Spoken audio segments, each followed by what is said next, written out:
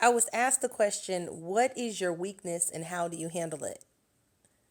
That is tough. I think I have a lot of weaknesses. I don't really call them that. I call them opportunities for improvement. And I call them that because I think that's what they are. So, one of my opportunities for improvement would be patience. Another one is knowing when to let go and doing it. Knowing when to let go and doing it. That's a big one. So let me go back to the first one, being patient. What I mean is, I'm a fast moving person. And when things happen, I usually offer a solution for myself or for somebody else, and I want to move on to the next thing. One of the hardest things for me to do is be in a meeting and people are just wasting time, not offering any solutions, just shucking, jiving, talking, trying to have themselves be heard.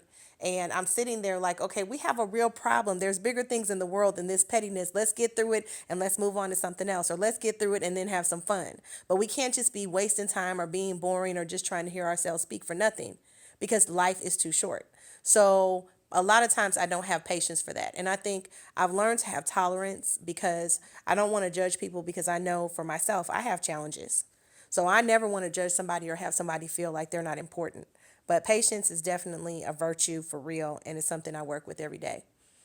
And then when it comes to knowing when to let go, I think that's my biggest thing. Because I am a solution oriented person, sometimes I see a problem and I work to fix it when I probably should have just let it go because it's probably not a big deal, especially in relationships. I care so much, and so I want to do stuff to help people. And sometimes it's not my lesson to offer, or it's not my solution to give. Sometimes it's part of that person's journey.